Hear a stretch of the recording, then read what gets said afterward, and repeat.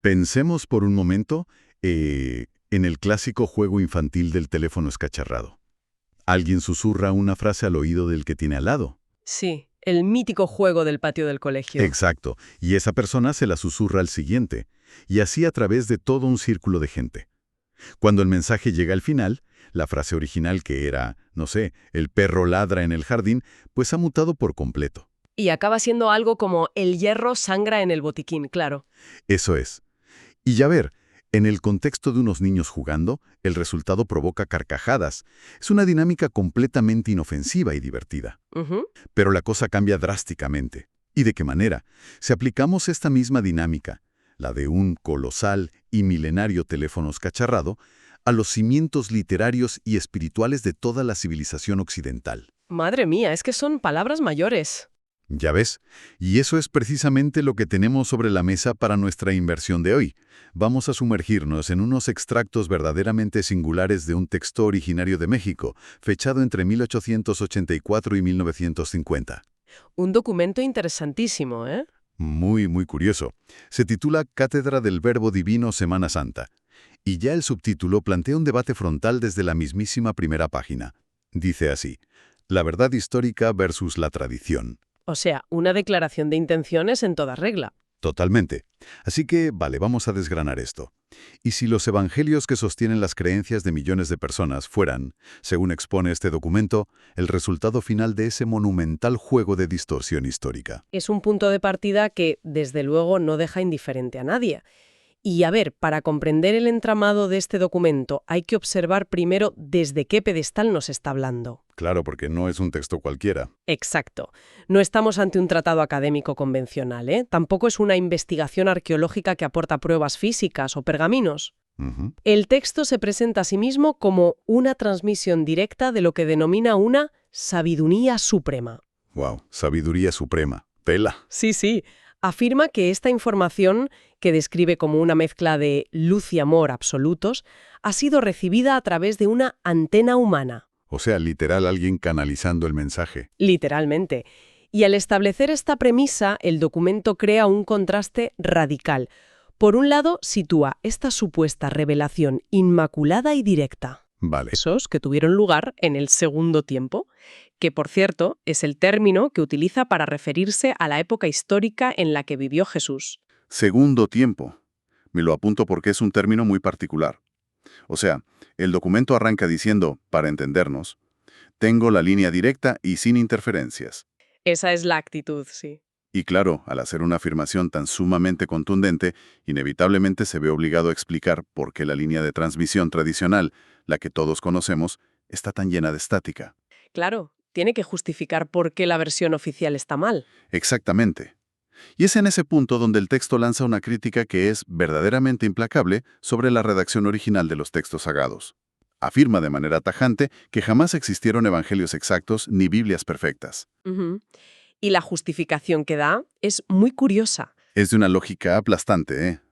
Argumenta que todo se escribió basándose única y exclusivamente en la memoria de discípulos y testigos, pero mucho tiempo después de los hechos. Claro, años o décadas después. Subraya que no había absolutamente nadie tomando notas con un bloc en el preciso instante en que se predicaba, se curaba o se realizaban prodigios. Y la caracterización que hace de esos testigos originales es fascinante.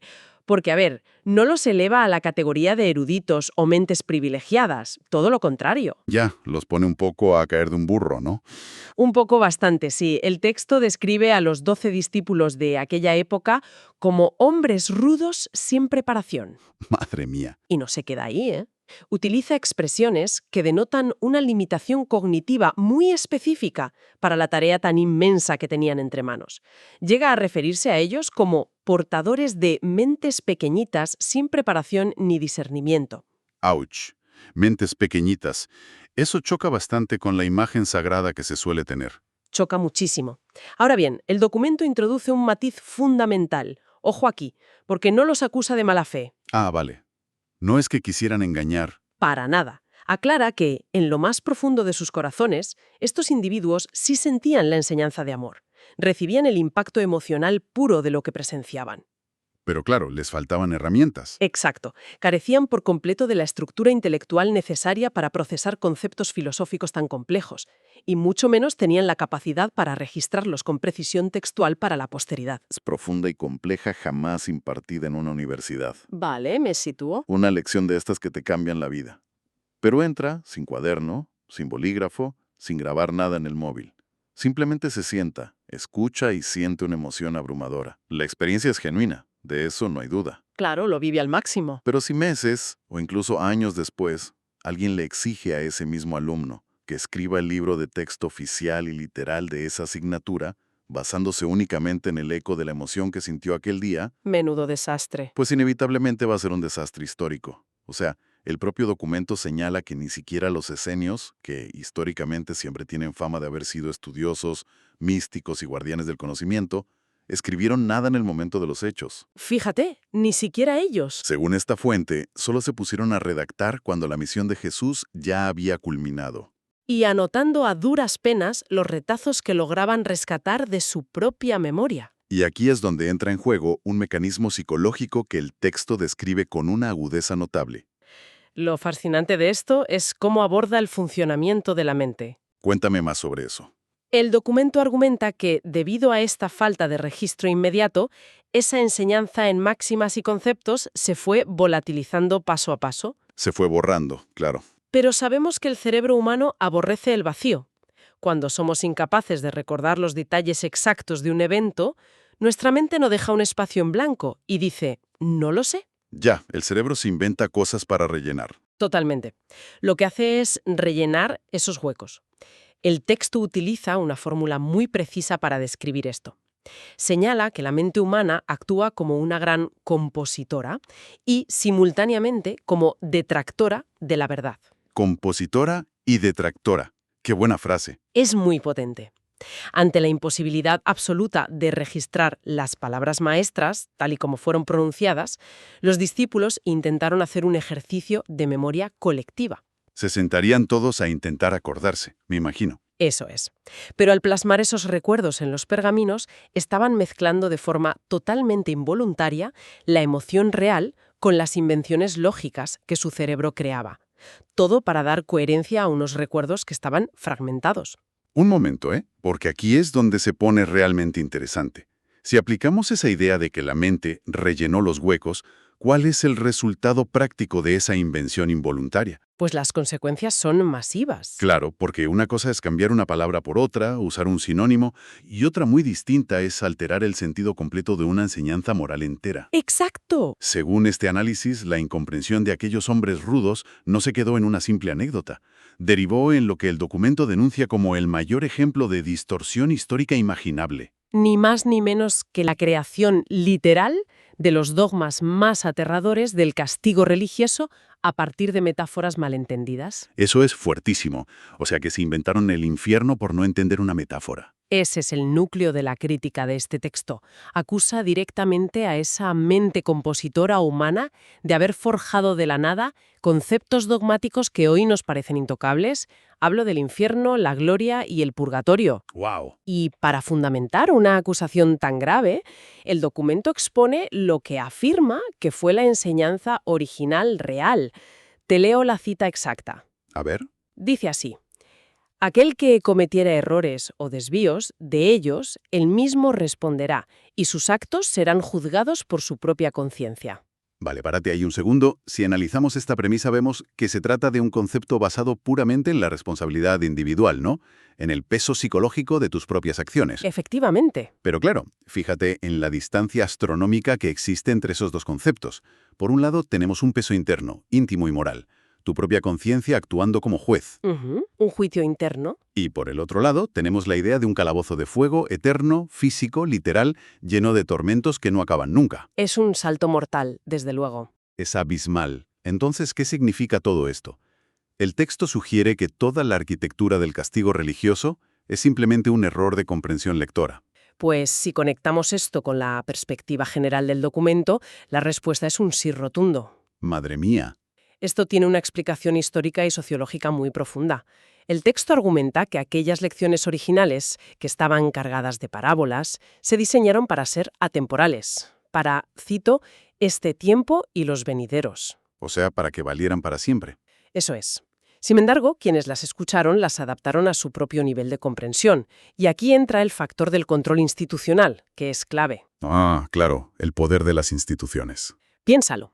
Transformar el abstracto e incómodo tribunal de la propia conciencia en una amenaza externa, física y brutal como es el fuego eterno, resultaba muchísimo más fácil de asimilar para las masas. Y mucho más útil para asustar a la gente y que te hagan caso, supongo. Exactamente. Un infierno literal es una herramienta de cohesión y control social infinitamente más eficaz para cualquier institución naciente que pedirle a la gente que reflexione sobre su moralidad interna. Claro, el miedo físico funciona al instante. El remordimiento requiere un nivel de madurez espiritual que, según este texto, la humanidad de aquella época, pues no tenía. Y quizá la actual tampoco, si nos ponemos a pensarlo. Ya, eso es verdad. Pero resulta casi desolador pensar en los orígenes desde esa perspectiva. Es la imagen de un mensaje bellísimo que se estrella contra el muro de la limitación humana nada más nacer. Es una imagen triste, sí. Pero la historia no termina con la crucifixión y esos primeros discípulos que estaban, pues, confundidos. El documento también aborda lo que ocurrió en las décadas y siglos posteriores, ¿verdad? Sí, el texto no se queda solo en el origen. Entra en escena una nueva figura en la historia. Los estudiosos. Los académicos de la época. Exacto. La gente que intentó recuperar el sentido original. Y esto nos lleva a un contraste fascinante entre ese esfuerzo intelectual de los tiempos antiguos y las prácticas religiosas que dominan el panorama actual. A ver, explícame eso. Pues el relato histórico que traza el texto nos cuenta que tras la muerte de la figura central comenzaron a acercarse hombres de estudio. Estos individuos, que tenían una mayor capacidad analítica, buscaron a los discípulos originales. El objetivo era intentar descifrar e interpretar la doctrina con un mayor rigor lógico. O sea, querían poner orden en ese caos de recuerdos. Tal cual. Y sucede algo muy interesante en esta interacción. El documento señala que, a medida que los discípulos predicaban y dialogaban con estos eruditos, ellos mismos iban expandiendo su propio criterio. Ah, qué bueno. Se retroalimentaban. Sí, iban creciendo intelectualmente. Empezaban, por fin, a comprender la verdadera profundidad de lo que habían vivido. Se daban cuenta de que aquellas enigmáticas parábolas no eran cuentecitos locales, sino la ley con la que la humanidad podría regirse en todos los tiempos. Hubo un genuino despertar intelectual entonces. Eso es lo que nos cuenta el texto. Se percibe un esfuerzo monumental por rasgar el velo de la metáfora y llegar a la verdad. Es bonito. Pero justo cuando parece que la humanidad antigua empieza a entender de qué iba todo esto, el texto pega un volantazo tremendo, ¿eh? ¿Un cambio de tono radical? Sí. Da un salto en el tiempo, se planta en la actualidad, a lo que denomina el tercer tiempo, y lanza una crítica absolutamente demoledora contra la época contemporánea. Llama a la humanidad actual una humanidad equivocada. Y el motivo de esta condena es la forma en la que buscamos lo divino hoy en día. Denuncia ferozmente que la sociedad venere, y cito, imágenes sin vida hechas por la mano del hombre. Se refiere a las esculturas de las iglesias y templos. Exacto. Habla de estatuas de madera o yeso, ricamente vestidas con sedas y joyas terrenales, y que son adoradas dentro de lo que el autor califica, sin ningún tipo de miramiento, como templos de oscurantismo religioso. Son palabras muy duras, ¿eh? Durísimas. El choque visual que plantea este fragmento es potentísimo si lo imaginas. Totalmente. Es una técnica argumentativa brillante por parte del autor. Construye su tesis oponiendo dos imágenes que representan actitudes completamente opuestas hacia la búsqueda del conocimiento. A ver, detállame esas dos imágenes. Pues por una parte nos presenta a aquellos hombres rudos de la antigüedad, descalzos, cubiertos de polvo, pero realizando un esfuerzo mental titánico. Dialogando con eruditos y forzando sus propios límites cognitivos para comprender una ley moral universal. O sea, hay un movimiento clarísimo hacia la abstracción. Vale, esa es la primera imagen. Y por otra parte, nos pone un espejo delante para reflejar el presente. Nos muestra una sociedad contemporánea, supuestamente mucho más avanzada y civilizada, que ha abandonado por completo ese esfuerzo intelectual y espiritual. Uf, qué golpe. Sí. En su lugar, el ser humano moderno prefiere doblar la rodilla ante un objeto material incrustado de joyas, siendo totalmente incapaz, según el texto, de percibir que la divinidad no reside ni en el oro ni en la seda. Es una acusación frontal contra el materialismo que, según el autor, ha parasitado la práctica religiosa por completo. El mensaje central aquí es que hemos cambiado la búsqueda de la verdad por la comodidad de la idolatría estética. Tal cual, lo estético por encima de lo ético. Frente a este panorama, el texto exige una transformación radical en la manera de pensar y actuar de la gente. Pide expresamente dejar de juzgar a los demás, exige convertirse en un ejemplo vivo a través de los actos cotidianos. Ujú. Y subraya, esto es muy importante, que la verdadera divinidad mora única y exclusivamente en el interno de todo ser. Nada de templos gigantescos ni rituales vacíos. La responsabilidad recae de lleno sobre el individuo. Y esto plantea una disyuntiva crucial para quien nos escucha. Una pregunta sobre dónde reside verdaderamente la autoridad moral. Claro, ¿quién tiene la razón? Según la lógica interna de este documento, la santidad y el conocimiento válido no se encuentran bajo las cúpulas de las instituciones jerárquicas, ni en la fastuosidad de las ceremonias, ni tampoco en la repetición mecánica de tradiciones milenarias. Tradiciones que, como ya vimos con el ejemplo del teléfono escacharrado, nacieron completamente deformadas. Exacto. La verdad, según esto, reside en la capacidad de la mente humana actual para captar de forma directa lo que llama la irradiación divina. Irradiación.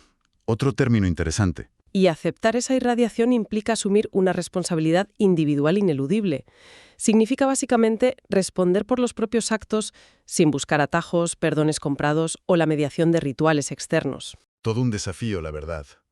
Y toda esta deconstrucción de la superficialidad moderna y del ritualismo vacío que nos cuenta el texto aterriza inevitablemente en el tema central, el que da título al texto original, la Semana Santa o la Semana Mayor. Aquí es donde la crítica aterriza en lo concreto. Sí. El documento analiza cómo se viven actualmente estos días y constata una diferencia astronómica con la realidad histórica que supuestamente tuvo lugar hace 2 milenios. Ujú. El texto se lamenta de forma muy amarga en lo que se han convertido estas fechas. Reconoce que sobre el papel, para la inmensa mayoría de la gente, es una semana de recordatorio. Sí, la teoría todos nos lo sabemos. Claro, pero denuncia que en la práctica real, la sociedad utiliza estos días simplemente para el descanso físico, para irse de puente, vaya, y para lo que el texto llama literalmente orgías, refiriéndose al exceso de comida, bebida y al desenfreno en general. Es una visión muy crítica del ocio moderno. Y también para dar rienda suelta a ambiciones puramente mundanas. Incluso apunta directamente a los hombres de negocios. Los acusa de aprovechar unos días teóricamente diseñados para el recogimiento espiritual, para organizar reuniones comerciales y cerrar tratos en comidas largas. Qué específico eso, ¿no? Sí, dispara con bala. La conclusión es implacable. Afirma que nadie dedica estos días a santificarse, ni a comprender la magnitud del sacrificio original. Observamos aquí una denuncia de la trivialización más absoluta.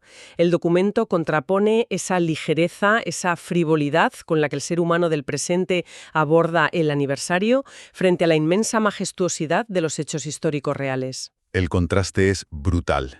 Y es en este preciso momento cuando el texto introduce un concepto que, francamente, cambia por completo las reglas del juego. A ver, prepárate. Afirma que la verdadera realidad de los acontecimientos del segundo tiempo no necesita de los frágiles y defectuosos evangelios humanos para sobrevivir al paso de los siglos. ¿Por qué? Porque todo está perfectamente grabado en los archivos acásicos. Frena y un momento. Dime.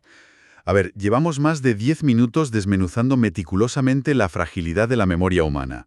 Hemos estado destrozando la fiabilidad de los textos escritos y hablando de cómo la mente inventa cosas para rellenar vacíos. Sí, hasta aquí el acuerdo.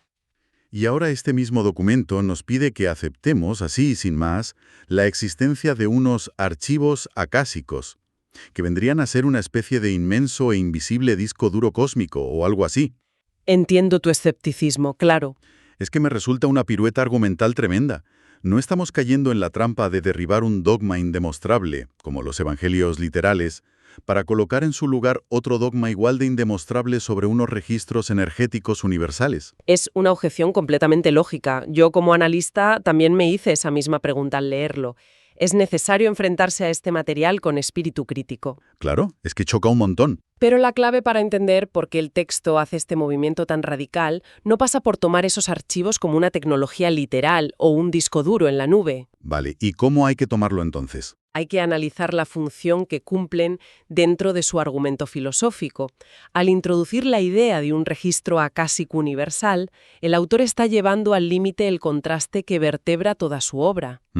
Opone el pergamino humano, que es material, defectuoso, manipulable por intereses políticos y sujeto a pudrirse con el tiempo. Sí. Lo opone frente a una memoria cósmica incorruptible. Es la forma que tiene el documento de afirmar que la verdad objetiva existe y sobrevive, independientemente de la torpeza humana para registrarla. Vale, visto así, como recurso filosófico tiene más sentido. Y para ilustrar la viveza inalterable de esos registros invisibles, el texto ofrece una estampa increíblemente detallada. Describe cómo fue, puramente según esos anales, el Domingo de Ramos original. Sí, y he de decir que la descripción que hace de esa escena es tremendamente evocadora. Es casi cinematográfica. Es preciosa, sí. Relata el alba de aquel día en Jerusalén. Pinta la entrada triunfante sobre un asno o pollino. Describe a una multitud exultante, recibiéndole con un regocijo absoluto, agitando palmas y ramos de olivo. Ujú. Muestra a la gente arrojando flores a su paso, tendiendo sus propios mantos sobre la tierra polvorienta, y entonando cánticos que, según el texto, resuenan inalterados en esa memoria universal a través de los siglos. Cánticos como el «Hosana a ti, oh hijo de David», o el «Bendito el que te envía». Exacto. Es una escena desprovista de cualquier pompa artificial o joyería. Es pura exaltación popular y espiritual. Nada que ver con las procesiones cargadas de oro. Y al rescatar esta escena tan prístina de sus supuestos anales, el documento cierra su círculo argumentativo de una forma muy hábil. Lo ata todo, ¿verdad? Sí, nos muestra un momento de fervor espiritual puro, espontáneo y desprovisto de materialismo, y lo coloca, cara a cara, frente al vacío consumista de la Semana Santa moderna.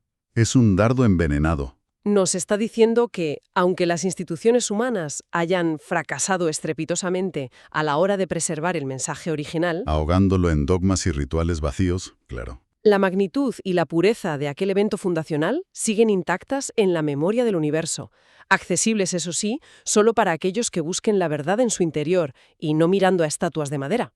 Wow. Pues si hacemos una síntesis rápida de toda esta inmersión, la tesis que sostiene esta cátedra del Verbo Divino propone una visión sumamente divisiva pero fascinante. Desde luego no te deje indiferente. Defiende que la única espiritualidad válida es la que se ejerce de forma interna, directa e individual. Argumenta sin conceder ni un solo milímetro que toda la tradición escrita sobre la que se asientan nuestras instituciones está minada desde su origen, Sí, la echa por tierra.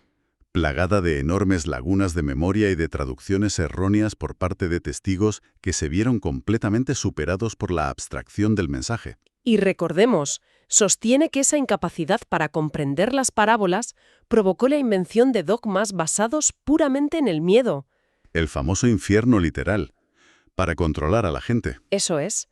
Y concluye que todo este larguísimo proceso de degradación ha desembocado en la idolatría moderna, una idolatría que es espectacular en lo visual, sí, pero aterradoramente vacía de contenido real. Donde fechas concebidas para la reflexión y el parón espiritual se han convertido en meras excusas para el ocio, el turismo y los negocios.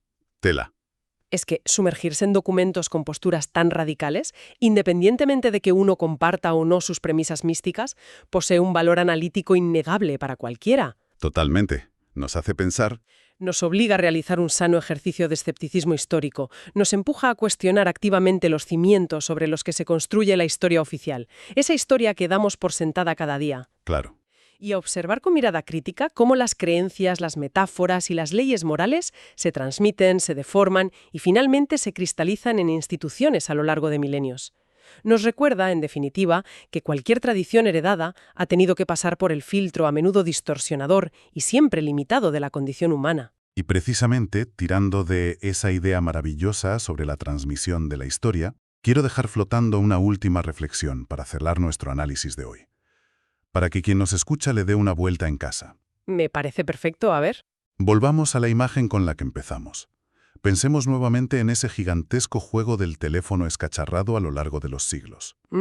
Si aceptamos, aunque sea como un simple ejercicio mental, la premisa principal de este documento, o sea que la historia escrita de la humanidad es en gran medida un relato deformado por mentes asustadas que rellenaron los vacíos con invenciones. Sí, la mente compositora. Exacto.